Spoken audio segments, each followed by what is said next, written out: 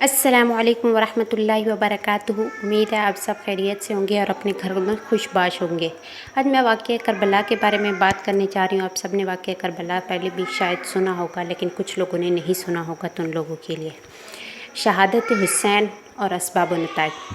حضرت حسن رضی اللہ تعالیٰ عنہ اور حضرت معاویہ رضی اللہ تعالیٰ عنہ کی صلح کے بعد امیر معاویہ رضی اللہ تعالیٰ عنہ مسلمانوں کے سربراہ بن گئے اور تقریباً 20 سال تک خلیفۃ المسلمین کے منصب پر فائز رہے۔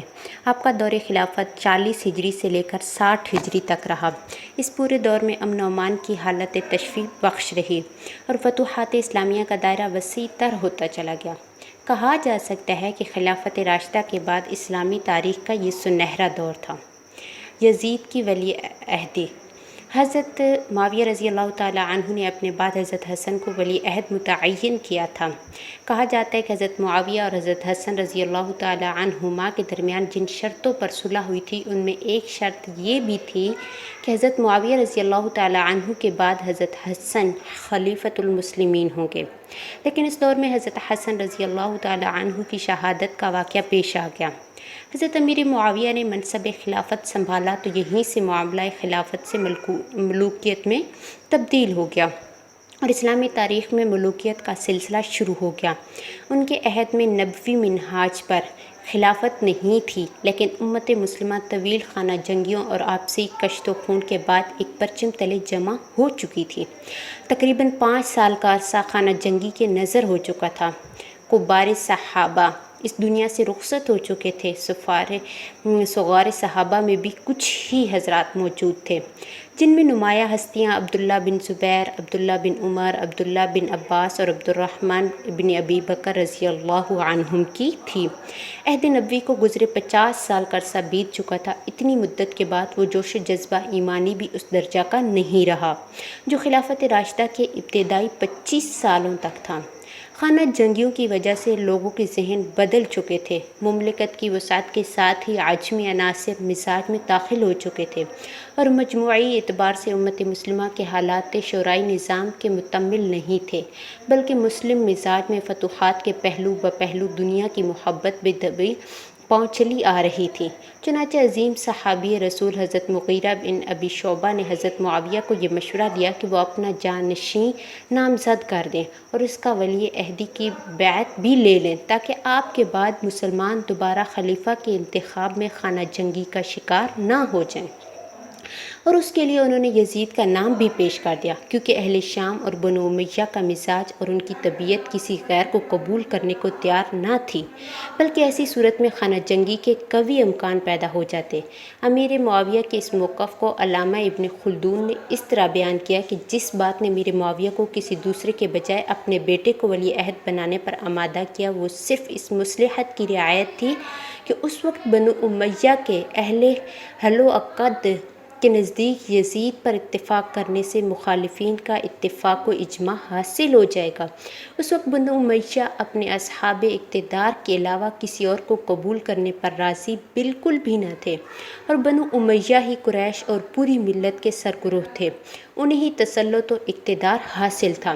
اسی وجہ سے معاویہ نے دوسروں پر یزید کو ترجیح دی، جس کے متعلق یہ گمان تھا کہ وہ ولایت و خلافت کے لیے زیادہ موزوں اور بہتر ہے، اور انہوں نے افضل و بہتر سے ہٹ کر مفضول و غیر مناسب کو ولی عہد بنا دیا، وہ بھی اس خیال سے کہ اتحاد باقی رہے اور لوگوں کے افکار منتشر نہ ہو جائیں، کیونکہ اتحاد و اتفاق شارع کے نزدیک بہت اہم چیز ہے۔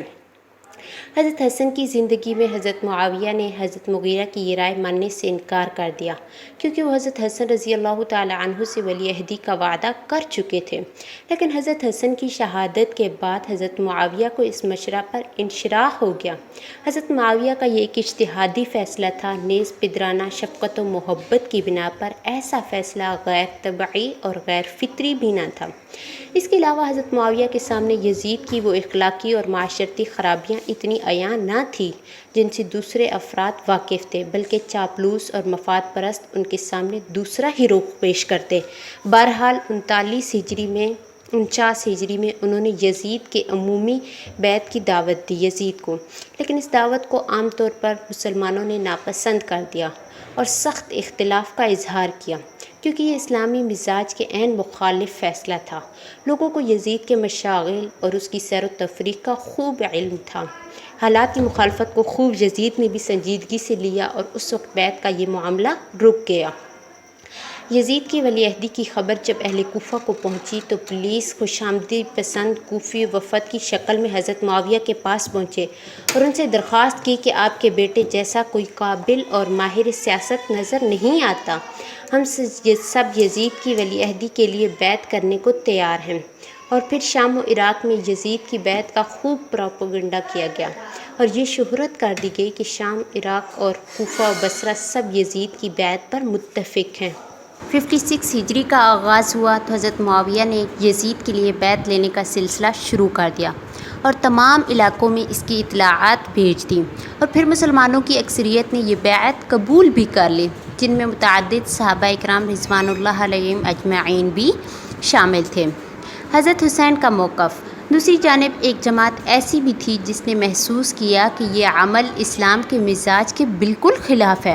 اگر ابھی اسے روک نہ لگائی گئی تو آگے چل کر مسلمانوں میں ولی عہدی کی یہ رسم چل پڑے گی اور اس کے ذریعے کیسر و کسریٰ کی روایتیں زندہ ہو جائیں گی۔ اس کے علاوہ یزید کی اخلاقی برائیاں اور اس کا فسق و فجور بھی کھل کر سامنے آ چکا تھا، اور اس کی جو برائیاں اعلانیہ نہیں تھی وہ امیر معاویہ کے انتقال اور اس کے حاکم بننے کے بعد دشت از بام ہو گئی، اس لیے اسی وقت اس کی مخالفت ضروری تھی۔ مخالفت کرنے والوں میں نمایاں نام عبداللہ ابن زبیر، عبداللہ ابن عمر، عبداللہ ابن عباس، عبد الرحمن ابن ابی بکر اور سبت رسول حضرت حسین بن علی رضوان اللہ علیہم اجمعین شامل تھے، جن کی عظمت و مرتبت مسلموں قابل تقلید تھی۔ حکومت یزید کے کارندوں نے حضرت حسین کے انکار بیعت کو وہ اہمیت دی جو باقی اصحاب کو نہیں دی۔ وہ جانتے تھے کہ حضرت حسین رضی اللہ تعالی عنہ کے لوگوں کے دلوں میں بڑی اہمیت و عظمت ہے۔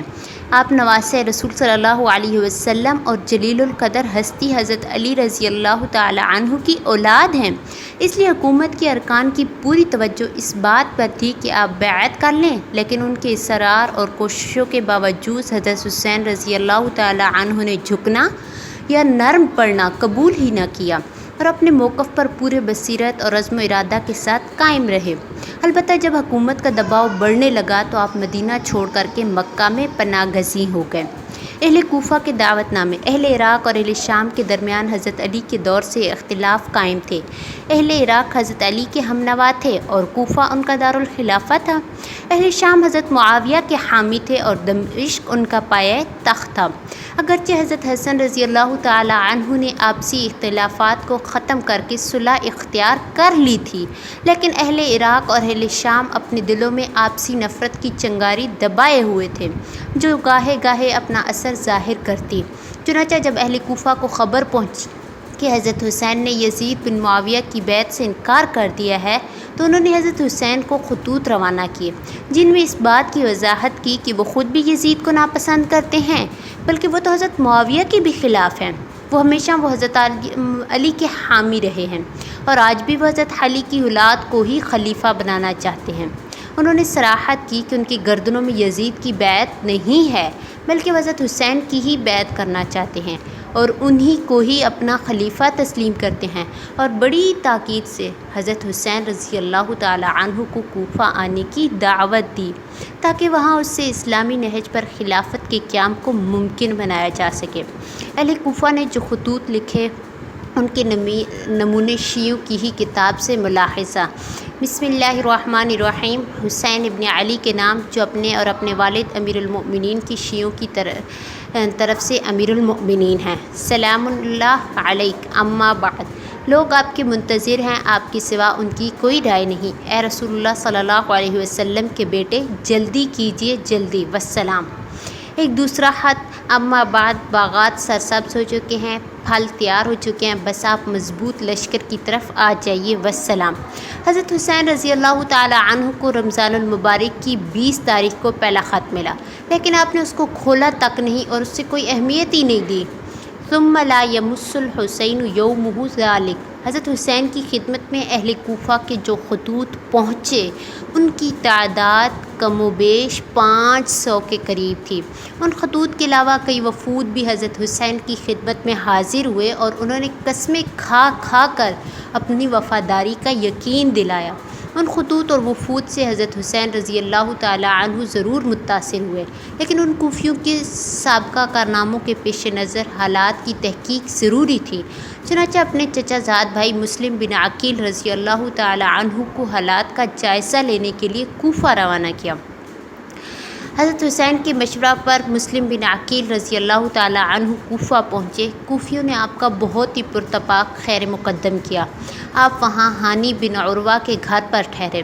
لوگ آتے اور حضرت حسین کے لیے بیعت کرتے۔ یہ سلسلہ چلتا رہا اور چند ہی دنوں میں 18,000 کوفیوں نے بیعت کر لی۔ انہوں نے طلاق و عتاق کی قسمیں بھی کھائی، یعنی اگر وہ اپنی بات سے پھرے تو ان کی بیوی کو طلاق اور ان کا غلام آزاد۔ یہ سلسلہ چلتا رہا اور تقریباً 40,000 تک پہنچ گیا۔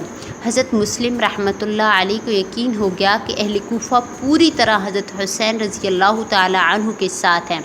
بس انہوں نے حضرت حسین رضی اللہ تعالی عنہ کو پیغام بھیجا کہ آپ تشریف لائیں، یہاں حالات اطمینان بخش ہیں۔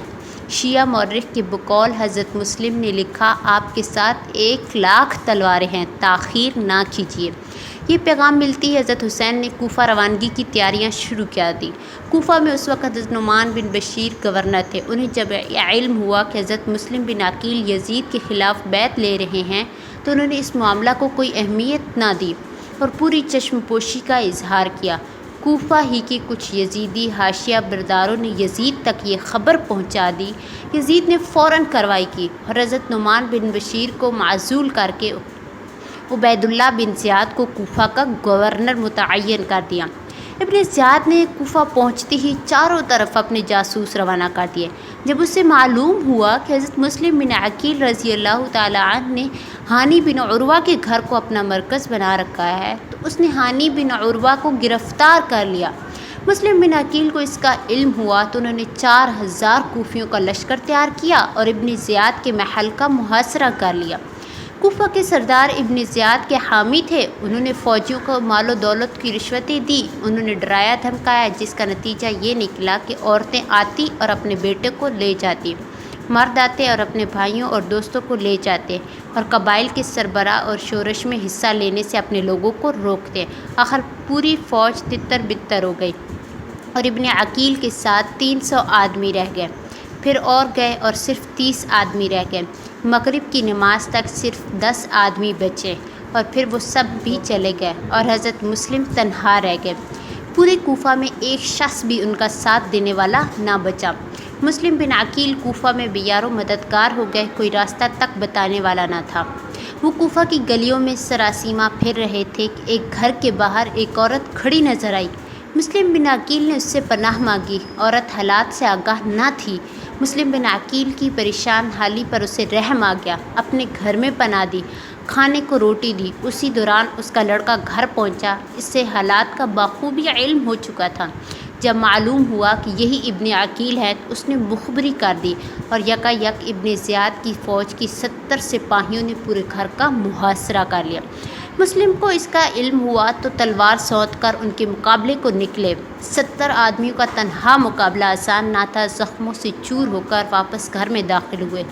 فوجیوں نے گھر کی چھت پر چڑھ کر پتھر برسانے شروع کیے اور پھر گھر میں آگ لگا دی۔ ان کا دم گھٹنے لگا اور آخر اس گھر کے مالک عبد الرحمن نے آپ کو پناہ دی۔ آپ نے خود کو اس کے سپرد کیا، مگر اس نے آپ کے دشمن کو حوالے کرنا چاہا۔ آپ پھر بھی مقابلہ کی کوشش کرتے رہے۔ محمد ابن اشعث نے پکار کر کہا کہ میں تمہیں امن دیتا ہوں، اپنی جان ہلاک نہ کرو، یہ نہ تمہیں قتل کریں گے اور نہ تمہیں کوئی تکلیف پہنچائیں گے۔ چنانچہ ابن عقیل کو گرفتار کر لیا گیا، تلوار چھین لی گئی اور ایک خچر پر بٹھا کر ابن زیاد کے سامنے پیش کیا۔ اس وقت مسلم بن عقیل کی آنکھوں سے آنسو جاری تھے اور انہیں یقین تھا کہ اب وہ شہید کر دیے جائیں گے۔ انہوں نے ابن اشعث میں اپنی جان کے لیے نہیں روتا ہوں، بلکہ میں حسین اور آل حسین کے لیے رو رہا ہوں، جو عنقریب میری تحریر پر یہاں کوفہ آنے والے ہیں اور میں جانتا ہوں کہ ان کے ساتھ یہاں کیسا برتاؤ کیا جائے گا۔ تم نے مجھے امان دی تھی اور میں جانتا ہوں کہ تمہارے اس امان کو قائم رکھنا تمہارے بس میں بھی نہیں ہے، اور یہ لوگ مجھے ضرور قتل کر دیں گے۔ تم اب کم از کم میری ایک بات مان لو، کسی کو حسین رضی اللہ تعالی عنہ کے پاس بھیج کر میری حالت کی اطلاع دے دو اور کہہ دو کہ واپس لوٹ جائیں، اہل کوفہ کے خطوط سے دھوکہ نہ کھائیں، یہ وہی لوگ ہیں جن سے تمہارے والد بھی پریشان تھے۔ مسلم بن عقیل کو ابن زیاد کے محل میں پیش کیا گیا۔ ابن زیاد نے انہیں قتل کرنے کا حکم دیا، انہیں محل کی چوٹی پر چڑھایا گیا۔ وہ تکبیر و تحلیل اور تسبیح و استغفار پڑھتے رہے۔ اتنے میں ایک شخص جس کا نام بکیر بن عمران تھا، اس نے ان کی گردن مار دی اور ان کا سر کسر سے نیچے پھینک دیا اور پھر جسم بھی نیچے گرا دیا۔ حضرت مسلم ابن عقیل 9 ذی الحجہ کو شہید کر دیے گئے اور ادھر 8 ذی الحجہ کو حضرت حسین مکہ مکرمہ سے روانہ ہوئے۔ یہ اہل کوفہ وہی لوگ ہیں جن کے ذہنوں میں ابن سبا کے بوئے ہوئے بیج پروان چڑھ رہے تھے، جو اسی کی ساختہ پرداختہ نے خود کو شیعان علی کہنے والے انہی کوفیوں نے حضرت علی کے خلاف بغاوت کی، ان سے جنگ کی، انہیں شہید کیا، حضرت حسن کا خیمہ لوٹا اور ان کو ذلیل کیا، اور اب حضرت حسن کے چچا زاد بھائی مسلم بن عقیل کو کوفہ بلا کر ان کے ساتھ بھی غداری کر ڈالی، انہیں دھوکہ دیا اور چاروں نچار انہیں موت تک پہنچا دیا۔ اللہ کی لعنتیں ہوں ان پر بے شمار۔ حضرت حسین کی روانگی کا عزم۔ کوفہ کوئی معمولی شہر نہیں تھا، یہ انتہائی حساس جگہ پر واقع تھا، اسلامی مملکت کی سب سے بڑی چھاؤنی تھی جو حضرت عمر کے دور خلافت میں قائم کی گئی تھی۔ یہیں سے ایران و شام کی طرف جانے والی شاہراہ کو بھی کنٹرول کیا جاتا تھا۔ اس لیے حضرت حسین یہ رائے رکھتے تھے کہ اگر کوفہ کی عظیم اکثریت ان کا ساتھ دینے کے لیے تیار ہے، جیسا کہ ان کے خطوط سے ظاہر ہوتا ہے، تو اس کے ذریعے اسلامی نظام کو درست کیا جا سکتا ہے اور اس میں جو تبدیلی پیدا کرنے کی کوشش کی جا رہی ہے اس کا ازالہ بھی کیا جا سکتا ہے، اور دین محمدی کو ان بدعات سے روکنے کے لیے یہ فیصلہ ضروری تھا۔ اس کے علاوہ ان کے معتمد خاص حضرت مسلم بن عقیل کی طرف سے اطمینان بخش رپورٹیں پہنچ چکی تھیں۔ 40,000 کوفیوں نے بیعت بھی کر لی تھی، اس لیے ظاہری طور پر کوفہ نہ جانے کی کوئی معقول وجہ بھی نہ تھی۔ چنانچہ حضرت مسلم کی طرف سے جواب ملنے کے بعد حضرت حسین نے بلا تأمل روانگی کا پختہ ارادہ کر لیا اور اپنے اہل و عیال کے امراء کوفہ کے لیے روانہ ہوئے۔ متعدد صحابہ اکرام نے حضرت حسین کو روکنا بھی چاہا، کیونکہ کسی کو بھی اہل کوفہ کے وعدوں اور ان کی بیعتوں پر اعتبار ہی نہ تھا۔ جن صحابہ نے آپ کو روکنے کی کوشش کی ان کے نام حضرت عبداللہ بن عمر، حضرت عبداللہ بن عباس، حضرت عبداللہ ابن عمر بن عاص، ابو سعید خدری، عبداللہ ابن زبیر اور آپ کے برادر محمد بن علی بن ابی طالب رضی اللہ عنہم۔ لیکن حضرت حسین رضی اللہ تعالی عنہ کا سفر کا پختہ عزم کر چکے تھے اور انہیں یقین تھا اہل کوفہ ان کے ساتھ پوری وفاداری برتیں گے، اور پھر حضرت مسلم بن عقیل نے بھی تو آنے کی دعوت دی تھی۔ اس کے خلاف آپ کے سامنے جو بلند اور عظیم مقاصد تھے، اس کے لیے خطرات کا سامنا کرنے کے لیے بھی تیار تھے آپ۔ راستہ میں اموی دور کے مشہور شاعر فرزدق سے ملاقات ہوئی۔ اس نے کہا، لوگوں کے دل آپ کے ساتھ ہیں اور تلواریں بنو امیہ کے ساتھ۔ حضرت حسین مسلم بن عقیل کے انجام سے بے خبر کوفہ کی جانب روانہ تھے۔ آپ 8 ذی الحجہ کو مکہ سے روانہ ہوئے اور 9 ذی الحجہ کو ابن عقیل کی شہادت کا واقعہ پیش آ چکا تھا۔ راستے میں محمد ابن اشعث کے قاصد نے آپ کو مسلم بن عقیل کی شہادت کی پوری اطلاع دی اور واپسی کا مشورہ دیا۔ دوسرے ذرائع سے بھی آپ کو حالات معلوم ہونے لگے۔ اس واقعہ سے آپ کو سخت صدمہ پہنچا اور آپ بہت دلگیر ہوئے اور فرمایا، ہمارے شیعہ نے ہمیں ذلیل کر دیا۔ پھر حضرت مسلم کے گھر والوں سے بھی مشورہ کیا۔ آخر رائے یہی ٹھہری کہ کوفہ پہنچ کر حکمت عملی کی جائے، اور ممکن ہے کہ اہل کوفہ حضرت حسین کو بنفس نفیس سامنے دیکھیں تو جسم و جان سے آپ کا ساتھ دینے کے لیے تیار ہو جائیں۔ اس کے علاوہ مسلم بن عقیل کا قصاص بھی لینا تو ضروری تھا۔ کربلا میں حضرت حسین نے اپنا سفر جاری رکھا اور کربلا میں پہنچ کر قیام کیا۔ کربلا میں کوفہ کے چند لوگ آپ کے پاس آئے، ان سے آپ نے دریافت کیا کہ کوفہ کے کیا حالات ہیں۔ اس کے جواب میں مجمع بن عبداللہ العامری نے کہا، کوفہ کے اشراف اور عہدیدار آپ کے خلاف جتھا بنائے ہوئے ہیں، کیونکہ ان کے بڑی بڑی رشوتیں مل چکی ہیں اور ان کے مطالبات پورے کیے جا چکے ہیں۔ وہ سب کے سب آپ کے خلاف برسر پیکار ہیں۔ رہے عوام تو ان کے دل آپ کے ساتھ ہیں، لیکن ان کی تلواریں آپ کے خلاف ہیں۔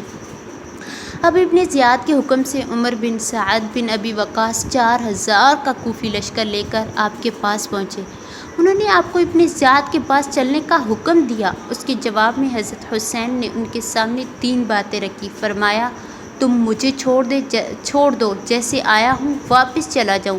اگر اس سے انکار کرتے ہو تو مجھے ترکوں کی طرف جانے دو کہ میں وہاں جہاد میں شریک ہو جاؤں، اور اگر اس سے بھی انکار کرتے ہو مجھے یزید کے پاس لے جاؤ اور میں اس کے ہاتھ میں اپنا ہاتھ دے دوں، اور پھر وہی جو فیصلہ کرنا چاہے کرے۔ البدایہ و النہایہ میں یہ لکھا ہوا ہے۔ عمر بن سعد نے یہ پیغام ابن زیاد تک پہنچا دیا۔ ان کی بھی مرضی تھی کہ حضرت حسین کو یزید کے پاس بھیج دیا جائے، لیکن ایسی صورت میں یہ امر یقینی تھا کہ اہل کوفہ کی غداری اور ان کی دھوکہ بازی دشت ازبام ہو جاتی، اور اہل بیت اور فرزندان علی سے ان کی محبت و عقیدت کا سارا بھرم کافور ہو جاتا، اور یہ بھی ممکن تھا کہ ان کی غداری کے نتیجہ میں ان کے خلاف فرد جرم عائد ہوتا اور پوری شیعہ قوم کی جگ ہسائی کی نوبت آتی۔ اس لیے یہ ضروری ہوا کہ حضرت حسین کو یزید کے پاس جانے سے روکا جائے۔ چنانچہ ملعون شمر ذوالجوشن، جو کہ ابن زیاد کا خاص مقرب تھا، اس نے ابن زیاد کو ورغلاتے ہوئے کہا کہ خدا کی قسم، یہ تو ناممکن بات ہے۔ حسین کو چاہیے کہ وہ خود کو پہلے ابن زیاد کے حوالہ کریں۔ چنانچہ ابن زیاد نے بھی یہی فیصلہ کیا کہ وہ پہلے خود کو میرے حوالہ کریں، پھر میں فیصلہ کروں گا کہ ان کے ساتھ کیا کیا جائے۔ ابن زیاد نے شمر سے کہا کہ عمر بن سعد اگر تعمیل حکم میں تساہل برتیں اور حسین کو گرفتار کرنے میں ٹال مٹول سے کام لے تو اس کی جگہ فوج کا افسر ہے۔ چنانچہ شمر ذوالجوشن نے عمر بن سعد کی جگہ خود سنبھالی اور 5000 کی فوج لے کر حضرت حسین کے 72 جیالوں سے مقابلے کے لیے نکل پڑا۔ حضرت حسین رضی اللہ تعالیٰ عنہ کو جب علم ہوا کہ ان کے سلسلہ میں فیصلہ ابن زیاد کو کرنا ہے تو آپ کو اس کی بدنیتی اور سازشی ارادوں کو سمجھنے میں دیر نہ لگی، اور آپ نے گرفتاری دینے سے انکار کر دیا۔ آخر نوبت جنگ تک جا پہنچی۔ حضرت حسین کی شہادت 10 محرم الحرام جمعہ کے دن حضرت حسین نے فجر کی نماز ادا کی۔ آپ کے ساتھیوں میں 32 سوار اور 40 پیادہ تھے۔ حضرت حسین رضی اللہ تعالیٰ عنہ اپنے گھوڑے پر سوار ہوئے اور فوج کو مخاطب کر کے انہیں یاد دلانے لگے کہ وہ کون ہیں، کس کے نواسے اور بیٹے ہیں، اور ان کی کیا حیثیت اور مقام ہے۔ وہ فرماتے تھے کہ لوگوں، اپنے دلوں کو ٹٹولو اور اپنے ضمیر سے پوچھو، کیا مجھ جیسے شخص سے جنگ کرنا جبکہ میں تمہارے نبی کا نواسا ہوں۔ شمر الجوشن کی فوج میں وہ کوفی بھی تھے جنہوں نے حضرت حسین کو خطوط لکھے تھے اور آپ کو کوفہ آنے کی پرزور دعوت دی گئی۔ جب یہ لشکر سامنے آیا تو حضرت حسین نے انہیں پہچان لیا اور ان کوفیوں کو مخاطب کر کے کہا، اے اہل کوفہ، افسوس ہے تم پر، کیا تم اپنے خطوط اور اپنے وعدوں کو بھول گئے جو تم نے ہم سے کیے تھے اور تم نے اس پر خدا کو گواہ بنایا تھا؟ حیف صد حیف، تم نے اپنے نبی کے اہل بیت کو بلایا اور یہ وعدہ کیا کہ ان کے لیے اپنی جانیں نچھاور کر دو گے، اور جب تمہارے وعدوں پر بھروسہ کر کے وہ تمہارے پاس آئے تو تم نے انہیں ابن زیاد کے حوالہ کر دیا، جس نے ان پر فرات کا پانی بند کر دیا۔ تم نے اپنی نبی کی اولاد کے ساتھ نہایت ہی گھناؤنا برتاؤ کیا ہے۔ قیامت کے دن خدائے پاک تمہیں بھی پیاسا رکھے۔ اسی اسنا میں شمر ذوالجوشن آگے بڑھا اور حضرت حسین کے قافلہ پر حملہ شروع کر دیا۔ گھمسان کی جنگ ہوئی۔ حضرت حسین کی جان نثار ایک ایک کر کے آپ پر فدا ہوتے رہے۔ آپ ان کے لیے دعا کرتے رہے اور جزاکم اللہ احسن جزاء المتقین فرماتے رہے۔ آپ کے سامنے آپ کے رفقا اور خاندان کے افراد شہید ہوتے گئے۔ آپ تنہا بچے، لیکن کسی کی ہمت نہ تھی کہ آپ کا سامنا کرے۔ آپ بڑی دیر تک میدان میں گھومتے رہے، لیکن مقابلہ کے لیے کوئی آگے نہ بڑھا۔ بالآخر شمر نے کوفی جنگجوؤں کو للکار کر کہا، اب حسین کا کام تمام کرنے میں کیا انتظار ہے؟ آگے بڑھو اور انہیں گھیرے میں لے کر حملہ کرو۔ وہ چاروں طرف سے بڑھے۔ حضرت حسین نے ثابت قدمی سے مقابلہ کیا، پھر زرع بن شریک تمیمی نے لپک کر آپ کے شانہ مبارک پر وار کیا۔ سنان ابن انس نے نیزہ سے حملے کیے اور پھر گھوڑے سے اتر کر سر مبارک تن سے جدا کر دیا۔ لعنت اللہ علیہم اجمعین۔ حضرت حسین کربلا کے میدان میں جس مظلومیت کے ساتھ شہید ہوئے وہ تاریخ اسلام کا ایک سیاہ باب ہے، اور اس کی سیاہی میں روافظ کی سیاہ طبیعت کا ہی اثر ہے۔ حضرت حسین کی شہادت اور کربلا کے اس المناک واقعہ کی تمام ذمہ داری کوفہ کے روافظ حسین پر عائد ہوتی ہے، جنہوں نے فریب دہی اور فتنہ پردازی کے ارادہ سے آپ کو دعوت پھر انتہائی کمینہ پن، خیانت کاری اور بزدلی سے آپ کا ساتھ چھوڑ دیا، آپ کے خلاف تلواریں بھی اٹھا لیں اور آپ کے رفقا کے خون سے اپنے دامن کو تر کر لیا۔ تاریخ میں ساری شہادتیں موجود ہیں کہ روافظ نے کس طرح حضرت حسین کے ساتھ غداری کی، اور خود حضرت حسین اور ان کے خاندانی افراد نے کس طرح ان روافظ کو لعنت ملامت کی اور ان سے بیزاری بلکہ نفرت کا اظہار کیا۔ اہل کوفہ، جن کوفیوں نے حضرت حسین کو خطوط لکھے، ان سے معاہدے کیے، ان کے لیے قسمیں کھائیں اور اپنے گلے میں ان کی بیعت کا طوق ڈالتے ہوئے ان کے ساتھ بے وفائی کی، وہ سب روافظ ہی تھے۔